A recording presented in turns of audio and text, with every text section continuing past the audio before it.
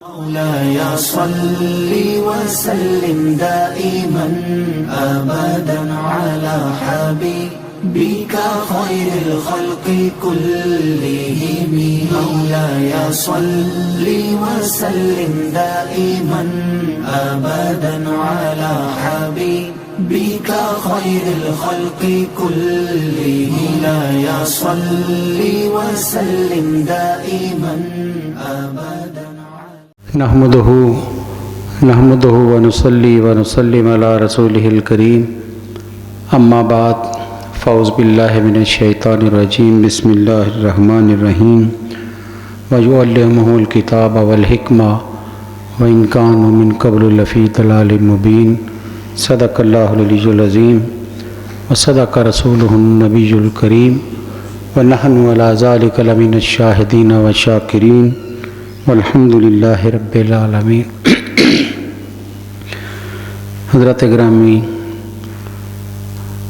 اللہ رب العزت نے قرآن مجید کی صورت میں ہمیں ایک ایسی کتاب عطا فرمائی ہے جس میں دنیا و آخرت کی ہر رہنمائی موجود ہے. ہر بات بڑی واضح طور پر بیان کر دی گئی ہے اور انسان کو اس سے رجوع کرنے کا حکم دیا گیا ہے کہ قرآن کی طرف لوٹو، قرآن سے ذوق پیدا کرو اور جو یہ کہتا ہے اس کے مطابق عمل کرتے چلے جاؤ تو رب کے مقرب بندے بنتے چلے جاؤ گے. اسی قرآن مجید میں نبی اکرم صلی اللہ علیہ وسلم کی آمد کے تذکرے بھی ہیں، آپ کی رفت کی باتیں بھی ہیں، شان کی باتیں بھی ہیں، اور آپ کے دنیا میں آ کر جو آپ نے کام کیے ہیں ان کا تعین بھی کیا گیا ہے. اسی ضمن میں سورہ آل عمران کی ایک آیہ کریمہ پچھلے 2-3 جمعہ سے ہمارے سامنے ہے اور اسی پر بات کر رہے ہیں کہ یہ آیت ہر ایک ایمان والے کو آنی بھی چاہیے، سمجھنی بھی چاہیے اور اس پر غور بھی کرنا چاہیے، کیونکہ اس میں نبی صلی اللہ علیہ وسلم کی آمد کا تذکرہ بھی ہے کہ آپ آئے ہیں، آپ کو بھیجا گیا ہے، مبعوث کیا گیا ہے، اور پھر آپ نے جو آ کر کام کیے ہیں ان کا تذکرہ بھی کیا گیا ہے کہ یہ دنیا میں رہے ہیں.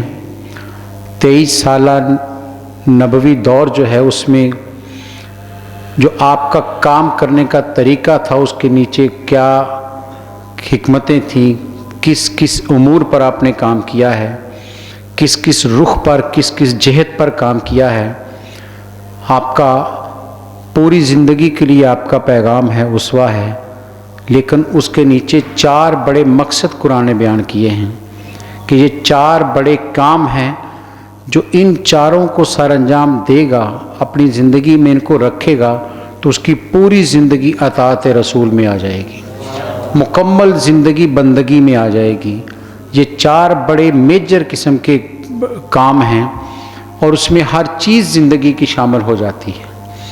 کہنے کو تو 4 ہیں لیکن زندگی مکمل ان 4 کے اندر گم ہو جاتی ہے.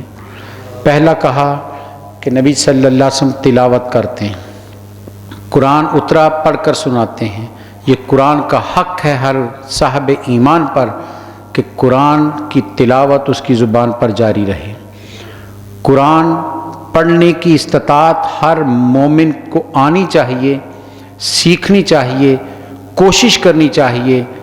اگر چھوٹی عمر میں نہیں سیکھ سکا تو بڑی عمر میں بھی آ کر اگر احساس پیدا ہو گیا ہے تو قرآن کی طرف رجوع کرنا چاہیے، کیونکہ نبی صلی اللہ علیہ وسلم قرآن تلاوت کرتے ہیں اور جو تلاوت نہ کر سکے وہ میرے نبی کی سنت کو ہی چھوڑ رہا ہے. جو بڑا کام ہے، ایک میجر کام ہے، قرآن جس کو خود بیان کر رہا ہے کہ نبی تلاوت کے لیے آئے ہیں اور مومن کو آتی نہ ہو تلاوت، وہ قرآن کا قاری نہ بنتا ہو، تو کتنا فرق ہے اس کے اور نبی کی ادا میں. اس لیے یہ غور کرنے والی بات ہے. تو قرآن کہتا ہے وہ تلاوت کرتے ہیں اور یوں تلاوت کی کہ پھر جو جو آپ کے قریب آتا چلا گیا اس کی زندگی میں قرآن اترتا چلا گیا۔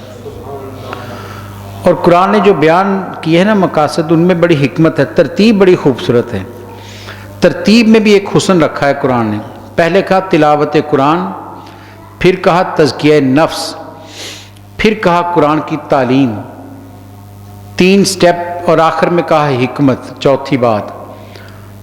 قرآن نے بڑی خوبصورت بات کہی کہ جب قرآن تلاوت کیا جائے پوری خلوص کے ساتھ، توجہ کے ساتھ، تو قرآن کے لفظوں میں طاقت، شان اور عظمت یہ ہے کہ وہ اندر کے دلوں کے زنگ کو دور کر دیتا ہے۔ دل کے جو کفرستان بنا ہوتا ہے اس کے بتوں کو پاش پاش کرتا ہے قرآن کا ایک ایک حرف، ایک ایک لفظ۔ اس لیے تو مکے والے جناب سیدنا ابوبکر صدیق رضی اللہ تعالیٰ عنہ کو روک رہے تھے کہ آپ اونچی آواز میں تلاوت نہ کریں، کہ ہمارے بچوں کے دل کھینچے چلے آ رہے ہیں آپ کی طرف۔ آپ تلاوت کرتے ہیں، قرآن کا لفظ ان پر اثر کرتا ہے اور وہ آپ کی دیوانہ وار آپ کے پیچھے آتے ہیں، اس لیے تلاوت اونچی نہ کریں۔ یہ قرآن کے لفظوں میں طاقت اتنی ہے کہ وہ اندر کے زنگ کو دور کر دیتا ہے، اور جب دل کا زنگ دور ہو جائے تو دل چمکنے لگتا ہے، دل صاف ہو جاتا ہے، اور جب تک دل صاف نہ ہو قرآن سمجھ نہیں آتا۔ اس لیے تیسری بات بعد میں کہی ہے، یعلمہم الکتاب، قرآن کی تعلیم دیتے ہیں، پہلے دلوں کو صاف کرتے ہیں، اور دلوں کو صاف کرنے کا ذریعہ کیا رکھا؟ وہ قرآن کی تلاوت کرتے ہیں۔ اس لیے جو بندہ تلاوت قرآن کرنے کا عادی بن جاتا ہے، تلاوت قرآن کرتا رہتا ہے، اس کا دل خود بخود صاف ہوتا چلا جاتا ہے، دل چمکنے لگتا ہے۔ اس لیے قاری قرآن کو دیکھ لیجیے، علامہ اقبال نے کہا تھا کہ یہ راز کسی کو نہیں معلوم کہ مومن قاری نظر آتا ہے حقیقت میں ہے قرآن۔ پھر قرآن اس کے اندر اتر جاتا ہے، قرآن اس کے وجود میں ڈھل جاتا ہے، قرآن اس کے کردار سے جھلکنے لگتا ہے جو قرآن کی تلاوت شروع کر دیتا ہے۔ تو تلاوت کرتے کرتے دلوں کو پاک کیا ہے، تو قرآن کہتا ہے اب تیسرا کام آپ کریں گے، اور وہ کیا ہے؟ وَيُعَلِّمُهُمُ الْكِتَابَ۔ اب یہ دل اجلے ہو چکے ہیں، دل صاف ہو چکے ہیں، دلوں کے میل اتر چکے ہیں، اور ان مصفہ اجلے دلوں پر اب اللہ کی آیات کے انوارات اترنے چاہیے۔ اب قرآن کے اسرار اور معنی سمجھ سکتا ہے بندہ۔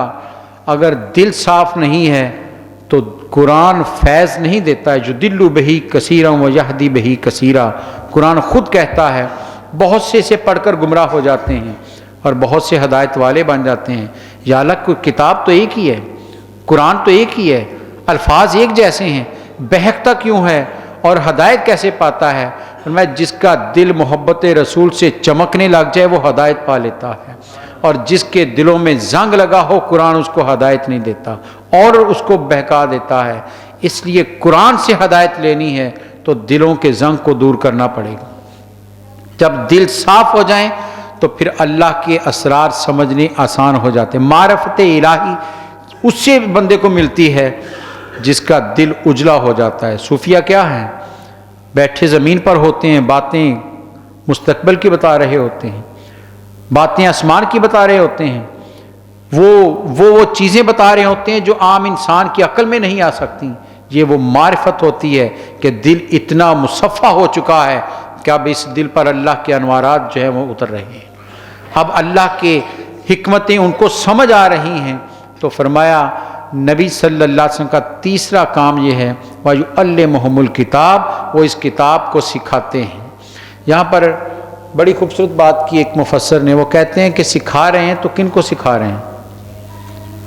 صحابہ کرام تھے آپ کے سامنے، پہلے سیکھنے والے، پہلے شاگرد وہ صحابہ کرام کی جماعت ہے۔ اس لیے وہ کہتے ہیں کہ صحابہ کرام کی قرآن فہمی پر کوئی انگلی نہیں رکھ سکتا، کیونکہ انہوں نے براہ راست نبی صلی اللہ علیہ وسلم سے قرآن سیکھا۔ ہم سب نے واسطوں سے قرآن سیکھا ہے، انہوں نے بلا واسطہ نبی صلی اللہ علیہ وسلم سے سیکھا ہے۔ اور نبی صلی اللہ علیہ وسلم نے کہاں سے سیکھا؟ الرحمن علم القرآن، رحمان ہے جس نے اپنے بندے کو قرآن سکھایا۔ پیارے نبی نے رحمان سے قرآن سیکھا، اور صحابہ نے میرے نبی سے قرآن سیکھا، اس لیے کسی بھی صحابی کی ذات پر انگلی نہیں رکھی جا سکتی کہ اس کے فہم و فراست میں کمی ہے۔ یہ براہ راست میرے نبی کے فیض سے حصہ پانے والے ہیں، اس لیے قرآن جو وہ سمجھے ہیں کوئی اور نہیں سمجھ سکتا۔ اس لیے تو بڑے بڑے مفسر بھی بڑی اپنی حکمتیں لکھتے ہیں، لیکن صحابی کے ذکر پر آ کر جہاں ان کا قول آ جائے اپنی بات کو ختم کر دیتا، چھوڑ دیتا ہے کہ صحابی رسول نے کہا ہے۔ کیوں؟ یہ میرے نبی کے دہن مبارک سے براہ راست سننے والے صحابہ، انہیں یہ فیض ملا ہے کہ اس لیے مفسر لکھتے ہیں کہ صحابہ کی عظمت کا اظہار بھی اس میں کر دیا ہے، ان کی شان بھی بیان کر دی کہ لوگوں تم کسی استاد سے سیکھ رہے ہو، کسی شیخ القرآن سے سیکھتے ہو، کسی صاحب علم سے سیکھتے ہو، صحابہ کی عظمتیں تو دیکھو، صاحب قرآن سے قرآن سیکھ رہے ہیں۔ جس کے دل پر قرآن اترا وہ قرآن خود سکھا رہا ہے، اس لیے ان کی عظمتوں پر شک نہ کرنا، ان کے سامنے اپنی سر نیاز کو جھکاتے رہنا۔ تو صحابہ کرام کی شان بھی بیان کر دی، اس میں کتنی حکمت کے ساتھ قرآن نے اس باریک بات کو بھی بیان کر دیا۔ تو فرمایا وہ قرآن سکھاتے ہیں، اور صحابہ کرام عربی زبان پر ناز، عربی بولنے والے، زبان ان کی عربی اور اس پر بڑا فخر ان کو، لیکن اس کے باوجود وہ اپنی مرضی سے قرآن کی کسی آیت کی تشریح نہیں کرتے، قرآن کو اپنی مرضی سے بیان نہیں کرتے ہیں۔ ایک ایک لفظ میرے سرکار سے آ کر پوچھا ہے، قرآن تو دور کی بات، وہ تو عام زندگی میں بھی یہی کہتے تھے۔ میرے سرکار کسی معاملے میں صحابہ سے کہہ دیتے، میرے صحابہ اس بارے میں کیا رائے ہے، کیا کہتے ہو؟ تو صحابہ کا کیا مقولہ تھا؟ اللہ و رسولہ عالم، اللہ اور اس کا رسول جانتا ہے، ہم نہیں جانتے۔ اپنی لا علمی کا اظہار کر دینا جانتے ہوئے بھی، کیوں؟ انہیں خبر ہے ہم کہیں گے وہ غلط ہو سکتا ہے، جو اس زبان مبارک سے نکلا وہی اصل بات ہوگی۔ اس لیے تصدیق میرے نبی سے چاہتے ہیں کہ یا رسول اللہ ہمارا علم اپنی جگہ پر یہ ناقص علم ہے، کامل علم آپ کا ہے، آپ جو فرما دیں گے وہی ہمارے لیے حجت ہے، پھر اس کے بعد ہمیں کسی سے پوچھنے کی ضرورت نہیں ہے۔ اس لیے صحابہ کی تو زندگی یہ رہی ہے، اپنی رائے کا اظہار نہیں کرتے تھے، اپنی مرضی بیان نہیں کرتے تھے، اللہ و رسولہ عالم۔ یہ جملہ صحابہ کی زبان پر آپ احادیث پڑھیں، آپ کو یہ جملہ اکثر نظر آئے گا۔ جب بھی آپ نے کسی معاملے میں پوچھا وہ یہی کہتے تھے اللہ و رسولہ عالم۔ ہم آج تیز ہو گئے ہیں، آج کے دور کا انسان زبان دراز ہو گیا ہے، ہر بات پر اپنی بات ٹھونسنا چاہتا ہے۔ صحابہ کرام با ادب لوگ تھے، وہ جانتے ہوئے بھی، عربی زبان آتی تھی انہیں، قرآن عربی میں اترا، اس کے باوجود وہ جرأت نہیں کرتے تھے کہ قرآن پر اپنی مغزماری کر سکیں۔ اور نبی صلی اللہ علیہ وسلم کے چہرہ انور کی طرف دیکھ، یا رسول اللہ جو آپ فرمائیں گے وہی مانا ہوگا، اور یہی ہوا ہے۔ قرآن کی جتنے احکامات ہیں صحابہ کرام نے میرے نبی سے سیکھے ہیں، نماز کا ہو، حج کا ہو، زکوٰۃ کا ہو، روزے کا، ایک ایک کے بارے میں سوال کیا کہ یا رسول اللہ صلی اللہ علیہ وسلم قرآن کہتا ہے اقیموا الصلاۃ، نماز قائم کرو۔ اب صلاۃ کے بہت سے معنی ہیں، لغت میں بے شمار معنی، عربی تو بڑی وسعت رکھتی ہے، اس کے تو لفظوں میں بڑی وسعت ہے، رحمت بھی اس کا معنی ہے، دعا بھی اس کا معنی ہے، تحفہ بھی اس کا معنی ہے۔ یا رسول اللہ صلی اللہ علیہ وسلم یہاں قرآن کیا چاہتا ہے، ہم کیا قائم کریں؟ تو میرے نبی نے فرمایا صحابہ معنی ساری اپنی جگہ، تم کوئی معنی اپنے طور پر تعین نہیں کر سکتے، معنی جو میں تعین کروں گا وہی ہوگا۔ صلو کما رأیتمونی اصلی، جیسے مجھے نماز پڑھتے دیکھتے ہو تم بھی پڑھتے چلے جاؤ۔ قرآن کے حکم پر عمل کرنا ہے تو اطاعت مصطفیٰ ضروری ہے۔ قرآن کی بات پر عمل ہو ہی نہیں سکتا جب تک نبی صلی اللہ علیہ وسلم کی ادا کو سامنے نہ رکھا جائے۔ سجدہ بے شک خدا کو کیا جائے گا، بندگی خدا کی ہوگی، لیکن ادا مصطفیٰ کی ہوگی۔ اس لیے فرمایا تم قرآن کو سمجھنے میں بھی محتاج ہو میرے رسول صلی اللہ علیہ وسلم کے، ورنہ تم بہک جاؤ گے۔ حج کا موقع آیا، وَلِلَّهِ عَلَى النَّاسِ حِجُّ الْبَيْتِ مَنِ اسْتَطَاعَ إِلَيْهِ سَبِيلًا، کہ اللہ کہتا ہے حج کے لیے آؤ طاقت رکھتے ہو۔ یا رسول اللہ حج تو پہلے بھی ہوتا تھا، عہد جاہلیت میں بھی تھا، طواف پہلے بھی ہوتا تھا، بہت سے قبائل ایسے تھے جو برہنہ ہو کر کرتے تھے، بڑے بڑے رسوم و رواج تھے، اب کیسے کرنا ہے؟ تو فرمایا خذو انی مناسککم، اب اس کے سارے طریقے مجھ سے سیکھو گے، حکم قرآن سے لوگے، عمل میرے حکم پر کرو گے، پھر اللہ کی اطاعت مکمل ہوگی۔ خدا کی بندگی ہو ہی نہیں سکتی جب تک مصطفیٰ کریم صلی اللہ علیہ وسلم کی سنتوں پر عمل نہ کیا جائے۔ اس لیے تو قرآن نے برملا کہہ دیا من یطع الرسول فقد اطاع اللہ، واضح کر دیا، کوئی کسی کے ذہن میں وسوسہ نہ رہے، شک نہ رہے کہ اللہ کی اطاعت میں کر سکتا ہوں۔ فرمایا نہیں، تم اللہ کی اطاعت نہیں کر سکتے، من یطع الرسول، جو اس رسول کی اطاعت کرے گا فقد اطاع اللہ، بے شک اسی نے اللہ کی اطاعت کی۔ اللہ کی اطاعت کسی اور چیز میں پنہا نہیں ہے، وہ ہے تو میرے رسول کی سنتوں اور اداؤں میں۔ جو آپ کی اداؤں کو اپنا لیتا ہے وہ اللہ کی اطاعت کرنے والا ہے۔ جو نبی صلی اللہ علیہ وسلم کی سنتوں کو چھوڑ کر، آپ کی اداؤں کو چھوڑ کر، آپ کے طرز عمل کو چھوڑ کر کوئی اور طریقے سے اللہ کی اطاعت کرنا چاہتا ہے، قرآن نے برملا کہہ دیا وہ اطاعت اللہ کی نہیں ہو سکتی۔ اللہ کی اطاعت کا ایک ہی ذریعہ ہے، نبی صلی اللہ علیہ وسلم کے سامنے آ جاؤ۔ فَاتَّبِعُونِي يُحْبِبْكُمُ اللَّهُ، قرآن نے تو یہاں تک کہہ دیا اللہ سے محبت کے دعوے کرنے والوں، محبت الہی کی بھیک مانگنے والوں، خدا کی محبت نہیں ملے گی، خدا کی محبت ملتی اسے ہے جو میرے نبی کے قدموں کے پیچھے چلتا۔ فَاتَّبِعُونِي، آؤ میرے پیچھے پیچھے، آؤ میرے نقش قدم پر، جو میری اتباع کرے گا پھر کیا ہوگا؟ یحببکم اللہ، کہاں تم دعا کرتے ہو اللہ میں تجھے محبت کرتا ہوں، وہ مانے یا نہ مانے، تم میرے نبی کی اتباع کرتے ہو اور اب کہتا ہے پھر میں تم سے پیار کرنے لگ جاؤں، تمہارا درجہ بڑھ جائے گا، پھر تم سے میں محبت کروں گا، کیونکہ فرق یہ ہے میرے نبی کی ذات درمیان میں آ گئی ہے، وسیلہ میرے نبی کی ذات ہے، جس نے اس دامن کو تھام لیا وہ معتبر ہو گیا۔ تو قرآن نے کہا نبی صلی اللہ علیہ وسلم قرآن کی تعلیم دیتے ہیں، وَيُعَلِّمُهُمُ الْكِتَابَ، قرآن کو بیان کرنے والے ہیں، قرآن کو کھول کھول کر بیان کیا ہے، واضح کیا ہے، ایک ایک چیز صحابہ کرام کو سمجھائی ہے، کوئی چیز چھپائی نہیں ہے۔ اور یہ بھی ذہن میں رکھیے جو شخص اپنی عقل کے گھوڑے دوڑا کر قرآن کی تفسیر کرنا چاہے گا وہ بہک جائے گا، اسے قرآن کی تعلیم سمجھ نہیں آئے گی، قرآن کی حکمتیں سمجھ نہیں آئیں گی۔ کیوں کہ قرآن خود کہتا ہے کہ اس میں بڑی متشابہات آیات، بڑی ملتی جلتی آیات شبہ والی ہیں، یہ ہر ایک کے حصے میں سمجھ نہیں آتی، ہاں سمجھ انہیں آتی ہے جنہیں اللہ راسخ علم دیتا ہے، پکا علم دیتا ہے، اور پکا علم اسے ملتا ہے جس کے دل میں محبت رسول ہوتی ہے، اس کا علم راسخ علم ہے۔ دوسرے کا علم جو ہے وہ ظنی علم ہے، بہکنے والا ہے، شک میں ڈالنے والا ہے۔ یقینی علم اسے ہی ملتا ہے جو دامن مصطفیٰ کو تھام کر علم حاصل کرتا ہے۔ صحابہ کرام نے حاصل کیا، اولیاء کرام نے حاصل کیا، نبی صلی اللہ علیہ وسلم کی محبتوں میں قرآن کو سیکھا تو قرآن ان کے دلوں میں اترا، قرآن ان کی زندگی میں ڈلا۔ اور یہ ذہن میں رکھیے قرآن متحرک کتاب ہے، قرآن جامد نہیں ہے، قرآن متحرک کتاب ہے، یہ وجود میں ڈل کر آگے نسلوں میں اثر کرتی ہے، یہ رکنے والی کتاب نہیں ہے۔ اس لیے جب اسے روکنے کی کوشش کوئی کرتا ہے تو قرآن اسے معاف نہیں کرتا، قرآن آگے بڑھنا ہے اور بڑھتا رہے گا۔ یہ کون خوش قسمت ہے جو قرآن سے فیض لے لیتا ہے، یہ اس کی سعادت مندی ہے۔ کوشش کرنی چاہیے کہ قرآن کے سامنے ہمیں ادب سے بیٹھ کر سیکھنے کی کوشش کریں۔ قرآن نے خود کہا ہے، قرآن کہتا ہے افلا یتدبرون القرآن، ایمان والو تمہیں کیا ہو گیا ہے، تم غور و فکر کیوں نہیں کرتے قرآن پر؟ افلا یتدبرون القرآن، تم قرآن پر تدبر کیوں نہیں کرتے؟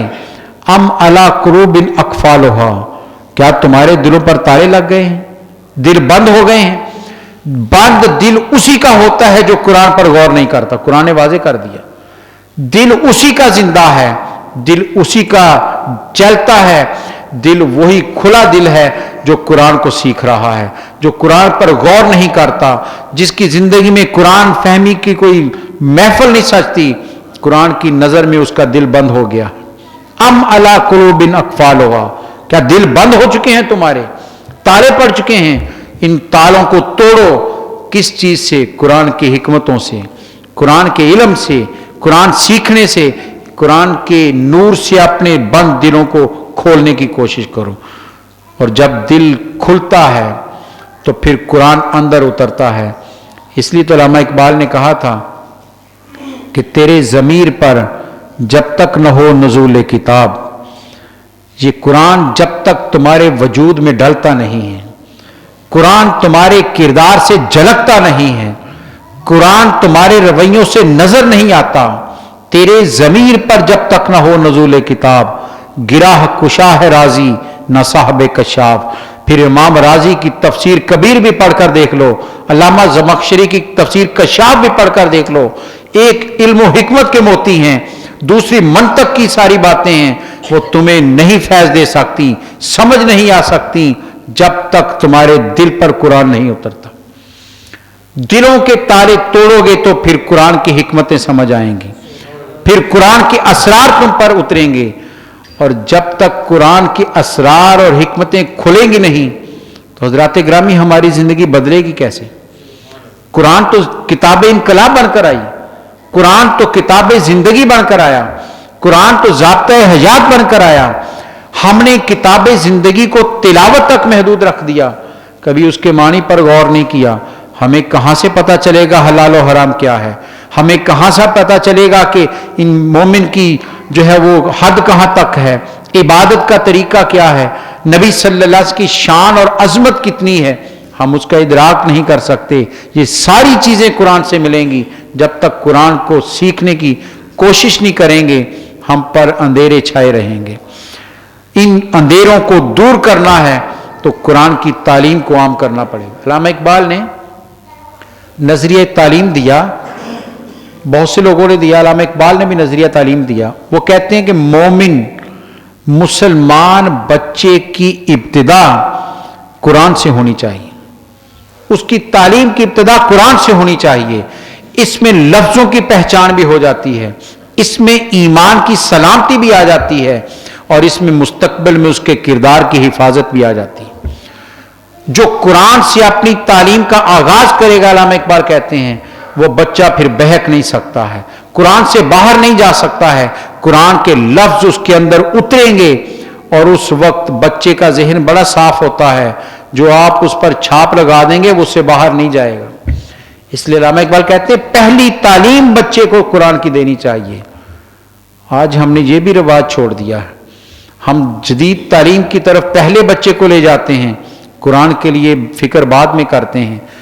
کتنے ہم نے بچوں کے لیے کاوش کی ہے کہ یہ قرآن کو سیکھ سکیں، کتنی ہم نے محافل قرآن کی تعلیم کی محافل سجائی ہیں کہ لوگوں کو قرآن سمجھ آ سکے۔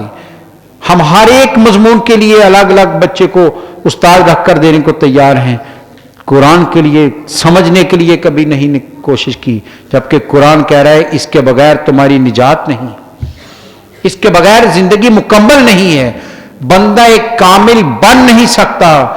ام المومنین سے پوچھا گیا تھا، سیدہ عائشہ صدیقہ رضی اللہ تعالیٰ عنہ سے، کہ نبی صلی اللہ علیہ وسلم کے اخلاق کیسے ہیں، خلق کیسا ہے؟ فرمایا قرآن نہیں پڑھتے؟ کہا قرآن تو پڑھتے ہیں۔ فرمایا کانا خلقہ القرآن، ارے قرآن جو کہتا ہے وہی تو میرے نبی کے اخلاق، سارے اخلاق قرآن کے ہیں، جو آپ نے کہہ دیا، جو آپ نے کر لیا، وہی تو اخلاق کے قرآن بن گئے ہیں۔ قرآن وہی کہہ رہا ہے جو ادائے مصطفیٰ میں ہے، اور جو میرے نبی کر رہے ہیں وہی قرآن میں ہے، کوئی فرق نہیں ان دونوں میں۔ ایک چلتا پھرتا قرآن ہے، ایک جامد قرآن ہے، دونوں ہی قرآن ہیں۔ ارے چلتا پھرتا قرآن بننا ہے مومن کو تو اسی سنت مصطفیٰ پر عمل کرنا پڑے گا، ادائے مصطفیٰ کو اپنانا پڑے گا۔ بند قرآن وہ فیض نہیں دیتا، وہ انسان کی زندگی میں انقلاب۔ آپ قرآن کتنے گھر میں بند کر کے رکھ لیں، اس کو دیکھنے سے ہو سکتا ہے آپ کی آنکھوں کو تراوٹ اور سکون ملتا ہو، لیکن زندگی بدل نہیں سکتی۔ زندگی تب بدلے گی جب قرآن کھل کر سامنے آئے، جب قرآن پر غور کیا جائے گا۔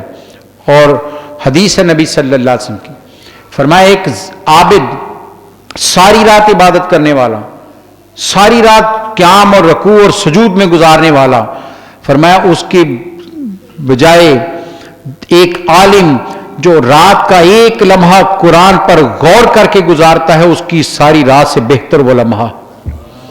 اور میں اس عالم کا وہ ایک لمحہ جو قرآن پر تدبر کرتے گزر جاتا ہے اس زاہد کی ساری رات کی عبادت سے زیادہ فضیلت والا. یہ قرآن کا فیض ہے. یہ قرآن عظمت دے رہا ہے کہ اس نے اس کلام پر غور کیا ہے جو رب کا کلام ہے, جو اللہ نے اتارا ہے اپنے بندوں کے لیے اپنے حبیب کے ذریعے, جو اس کے لیے اپنے آپ کو تیار کرتا ہے. رب کی رحمتیں اس پر اترتی ہیں, نچھاور ہوتی ہیں اس پر. تو قرآن کہتا ہے وَيُعَلِّمُهُمُ الْكِتَابَ, میرے نبی صلی اللہ علیہ وسلم کتاب سکھاتے ہیں, کتاب کے معنی بتاتے ہیں. مجلسیں سجائیں آپ نے, صحابہ کرام نے یہی کیا. آپ کے بعد جہاں جہاں صحابہ کرام تھے انہوں نے قرآن سکھایا لوگوں کو. حضرت عمر فاروق رضی اللہ تعالیٰ نے اپنے دور حکومت میں ہر مرکز میں جہاں جہاں فتوحات ہوئیں آپ نے مسجد کے ساتھ مکتب بنایا, مدرسہ بنایا جہاں قرآن کی تعلیم دی جاتی تھی, قرآن سکھایا جاتا تھا. اور یہ سلسلہ اگر آپ دیکھیں تو صوفیہ کرام میں بھی آپ کو نظر آئے گا. ہر صوفی, ہر بزرگ, ہر ولی جہاں بیٹھا ہے اس نے مسجد بنائی ہے اور ساتھ تدریس کا کام کیا ہے, قرآن کی تعلیم دی ہے. پاک پتن والے بابا صاحب ہوں, روایت میں ہے کہ فجر کے بعد قرآن کا درس دیا کرتے تھے, ظہر کے بعد حدیث کا درس دیتے تھے. داتا علی اجمیری ہوں تو قرآن کی تفسیر بیان کر رہے ہیں. خواجہ اجمیری ہوں تو ان کی شب روز کا مطالعہ کیجئے آپ, نشست چاہتی ہے قرآن فہمی کی. یہ صوفیہ قرآن سے جڑے ہوئے تھے, یہ قرآن کو لے کر نکلے تھے اور قرآن لوگوں کے دلوں میں اتارتے تھے, سمجھاتے تھے ان کو, کیونکہ دل صاف اور کسی چیز سے نہیں ہوتا جتنا قرآن سے ہوتا. اس لیے قرآن کہتا ہے میرے نبی صلی اللہ علیہ وسلم تلاوت کرتے کرتے دلوں کو صاف کیا, اور جب دل صاف ہو گئے تو پھر ان دلوں میں اللہ کے قرآن کی آیات کو, ان کے معنی کو, اسرار کو, حکمتوں کو اتار دیا جس نے ان کی زندگی بدل کے رکھ دی. انقلاب ان کے اندر آ گیا. وہ کس طرح بدلے ہیں کہ ایک ایک وجود جو ہے وہ انسانیت کے لیے مینارہ نور بن گیا ہے. یہ کوئی آسان کام نہیں تھا. قرآن نے ایک ایک صحابی کی زندگی کو بدل کر رکھ دیا. تلاوت میں قرآن کے حضرت مولا علی شیر خدا رضی اللہ کتنا علم تھا آپ کے پاس. سلونی کی کتنی صدائیں ممبر پر کھڑے ہو کر دے, مجھ سے سوال کرو. یہاں تک فرمایا مولا علی شیر خدا نے, فرمایا مجھ سے پوچھو قرآن کے بارے میں تمہیں ایک ایک آیت کے بارے میں بتاؤں گا کہ یہ سردیوں میں نازل ہوئی, گرمیوں میں نازل ہوئی, بہار میں نازل ہوئی, خزاں میں نازل ہوئی, یہ دن میں نازل ہوئی, رات میں نازل ہوئی, دوپہر میں نازل ہوئی. جب یہ آیت نازل ہوئی تو میرے سرکار کھڑے تھے یا بیٹھے تھے. میں یہ بھی بتاؤں گا میرے سرکار کس جگہ پر موجود تھے, یہ بھی بتاؤں گا کہ اس وقت وہاں موجود کون کون تھا. یہ مولا علی شیر خدا بتا رہے ہیں. مجھ سے پوچھو, میں قرآن کے ایک ایک لفظ, ایک ایک آیت کے بارے میں جانتا ہوں کہ یہ کیسے کس حالت میں نازل ہوئی ہے. یہ قرآن میں ڈوبے ہوئے لوگ تھے. یہ مقام بلند ایسے تو نہیں مل گیا, تمام ولیوں کے سرداری ایسے تو نہیں مل گئی. قرآن کو اپنے اندر یوں اتارا. بعض روایت میں ہے کہ 3 مہینے, بعض میں 6 مہینے نبی صلی اللہ علیہ وسلم کے وصال کے بعد آپ کسی کو ملے ہی نہیں. بعض میں 3 مہینے, بعض میں 6 مہینے عرصے کے بعد ملے. تو ساتھی نے پوچھا مولا علی کہاں رہ گئے, کہیں گئے ہوئے تھے؟ فرمایا نہیں یہی تھا. کہا ملے نہیں؟ کہا گھر میں تھا. پوچھا کیا کرتے رہے اتنا عرصہ؟ کہا سورہ بقرہ پر غور کرتا رہا ہوں. قرآن مجید پر. مولا علی شیر خدا. اس لیے تو میرے رسول نے کہا تھا انا مدینۃ العلم والی بابھا, ارے میں علم کا شہر ہوں. اب علم کے شہر میں آنا ہے تو علی کے قدموں کو چھو کر آؤ, پھر تمہیں علم ملے گا. قرآن جو انہوں نے اپنے اندر اتارا تھا کہ ولیوں کے سردار بن گئے, سارے اولیاء کے امام بنے ہیں. تو یہ اس لیے کہ قرآن کو سمجھا ہے, قرآن کو اندر اتارا ہے. اور میرے نبی صلی اللہ علیہ وسلم فرماتے, قرآن کہتا ہے میرے نبی تمہیں تعلیم ہی قرآن کی دینے آئے ہیں, قرآن سکھانے آئے ہیں. آج کاش ہمارے ہاں یہ محافل دوبارہ قائم ہو جائیں, ہماری یہ مجلسیں قائم ہو جائیں کہ ہم قرآن فہمی کی مجالس قائم کریں. جہاں بیٹھیں کوئی ہفتہ وار, ماہانہ صحیح, کوئی دنوں کے بعد کوئی ایسی مجلس قائم کریں گھروں میں ہو کہ قرآن سیکھا جا رہا ہو, قرآن سکھایا جا رہا ہو. صاحب علم کے پاس جائیں, बैठिए उसके पास कि कुरान हमें समझाया जाए, कुरान सिखाया जाए। और कुरान क्या कहता है, नबी सल्लल्लाहु अलैहि वसल्लम की हदीस क्या कहती है, आपने फरमाया खैरुकुम मन तअल्लमल कुरान व अल्लमहु। फरमाया बेहतरीन दो सूरतें हैं, बेहतरीन मर्द वो होता है, तुम में बेहतरीन जो है वो दो सूरतें हैं, या तो कुरान सीख रहा है या सिखा रहा है। जो ना सीखता है ना सिखाता है, मेरे नबी की हदीस के मुताबिक वो खैर नहीं है। फिर क्या होगा, वो खैर के क्या उसके सामने शारी आता है, फिर वो शर फैलाएगा। जो ना कुरान सीखता है ना सिखाता है, मेरे नबी ने फरमाया खैरुकुम मन तअल्लमल कुरान व अल्लमहु, जो बेहतर वो है जो कुरान सीखता है या सिखा रहा है। अपनी जिंदगी को इन दो कामों में बांट लीजिए, या कुरान सीखने वाले बन जाइए या कुरान सिखाने वाले बन जाइए। कुरान का इल्म हासिल कीजिए, समझिए उसको, और जितना जितना आता चला जाए आगे फैलाते चले जाइए। बल्लिगु अन्नी वलो आया, मेरे नबी ने फरमाया था खुतबा हुज्जतुल विदा के मौका पर, एक आयत भी मेरी तरफ से तुम पर पहुंचे तो उसे आगे फैला दो, लाजिम है तुम पर आगे पहुंचाना। कुरान को समझिए, सीखिए और फिर लोगों तक पहुंचाइए, ताकि अल्लाह के इस किताब की हिकमतें लोगों के दिलों में उतर सकें। हमने कुरान को बहुत किया तो तिलावत तक रख दिया है, महाफिल का आगाज तिलावत से किया, उसके बाद ख़त्म। हज़रात गिरामी नहीं, तिलावत से शुरू होकर उसकी हिकमतों पर पहुंचना है, और जब उसकी हिकमतों को समझेंगे फिर हमारी ज़िंदगी बदलेगी, फिर इंसान का वजूद बदलता है। अल्लामा इकबाल ने कहा था कि ये राज किसी को नहीं मालूम के मोमिन, कारी नज़र आता है हकीकत में है कुरान। कुरान इतना पढ़ो कि फिर चलते फिरते कुरान नजर आओ, कुरान यूं उतर जाए अंदर, जात का हिस्सा बन जाए, ढल जाए, किरदार से झलकने लग जाए। राबिया बसरिया के बारे में कितनी रिवायत आप पहले भी बारहा सुन चुके हैं। हजरत अब्दुल्ला बिन मुबारक सैयदुत ताबईन वो फरमाते हैं कि रास्ते में काफले में जा रहे थे तो मैं पीछे पीछे देखा तो एक कोई हिलती हुई चीज नजर आई, दूर से करीब गया तो एक औरत जो ऊपर कपड़ा ओढ़े बैठी है। तो मैं करीब गया, मैंने कहा कौन हो तुम? तो उन्होंने कुरान की आयत पढ़कर कहा कि जिसे अल्लाह गुमराह कर दे उसे हिदायत कौन देता है। कहते मैं समझ गया ये रास्ता भटक गई हैं। मैंने कहा कहाँ से हो, कहाँ जाना है? तो उन्होंने फिर कुरान की आयत पढ़ी, मिनल मस्जिदिल हराम इलल मस्जिदिल अक्सा, कि मैं समझ गया ये मक्का से आई हैं और मस्जिद अक्सा जा रही हैं। कहते मैंने कहा कि चलो आओ तुम्हें मैं ले चलता हूँ, काफले के साथ मिलाता हूँ। तो उन्होंने फिर कुरान की आयत पढ़ी, कुलिल मोमिनीन यगुद्दू मिन अब्सारिहिम, मोमिनों से कहो कि अपनी निगाहें झुका लें। कहते मैं समझ गया हजादार औरत है, मैं आंखें झुका कर खड़ा हो गया, वो ऊंटनी पर सवार हो गई, मैं आगे आगे मुहार लेकर चलने लगा तो उन्होंने पीछे से पुकारा फकरा मा तयस्सरा मिनल कुरान, अरे कुरान से जो आता है उसे तिलावत करो। कहते मैंने कुरान पढ़ना शुरू कर दिया, चलते चलते आगे गए तो काफिला रुका हुआ था, वहां जा पहुंचे तो मैंने कहा कौन है तुम्हारा? तो उन्होंने कुरान की वो आयत पढ़ी जिसमें अंबिया कराम के 4 अंबिया के नाम आते हैं, इब्राहीम, इस्माइल, इसहाक। तो मैंने बुलंद आवाज से पुकारा तो 4 जवान दौड़े हुए आए।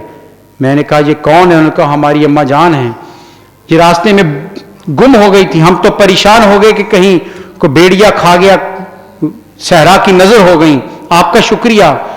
कहते हैं उन्होंने शुक्रिया अदा किया। तो मैंने बच्चों से कहा बेटा एक बात मुझे बताओ, मुझे समझ नहीं आई। कहा क्या? कहा ये मैं लेकर आया हूं, मैंने जितनी इनसे बातें की इन्होंने कुरान की आयत ही पढ़ी है, ये क्या माजरा है? तो बेटे कहने लगे हुजूर आप तो चंद लम्हे इनके साथ आए हैं, हमने तो बचपन से देखा है कुरान के अलावा तिलावत ही नहीं करती। और फरमाती क्या है कि फरिश्ता क्या लिखेगा? जब भी लिखेगा ये कहेगा कि इसने जुबान से कुरान तिलावत की है, कुरान का लफ्ज इसकी जुबान से निकला है, दुनिया का कोई लफ्ज नहीं निकाला। इसलिए रब के हुजूर जब जाऊंगी तो कुरान की तिलावत ही लेकर जाऊंगी। औरत होकर इतना मुकाम मिला है तो कुरान पढ़ पढ़ कर मिला है। आइए हम भी अपनी जिंदगियों को कुरान के अंदर डूब जाएं, कुरान हमारी जिंदगी का हिस्सा बन जाए। तिलावत से शुरू करें, इसको समझने की कोशिश करें ताकि हमारी जिंदगियां बदल सकें। आज बहुत सारे मामलात बहुत सारे मामलात वो घर के ख़ानदानी मामलात हों, मियाँ बीवी के हों, जायदाद के हों, इसलिए हमें उस पर झगड़े नज़र आते हैं कि हमने कभी कुरान खोल कर देखा नहीं है। सारी बातें कुरान ने बयान की हैं, एक एक हिकमत की बात कुरान ने बयान कर दी है कि तुमने कैसे रहना है, क्या तुम्हारे हक हैं। अगर पढ़ा होता तो घरों में झगड़े ना होते। आइए कुरान समझने की कोशिश करें। जो मेरे नबी काम करने आए थे, कर गए हैं, कौम को तालीम देकर गए हैं, हम भी उसमें अपना हिस्सा डालने की कोशिश करें और कुरान से अपनी ज़िंदगियां मुनव्वर करें। अल्लाह ताला मुझे और आपको कुरान फहमी की तौफीक अता फरमाए और कुरान के साथ मोहब्बत करने की तौफीक अता फरमाए। वाखिर दावाना अनिल हम्दुलिल्लाहि रब्बिल आलमीन। مولاي صل وسلم دائما أبدا على حبيبك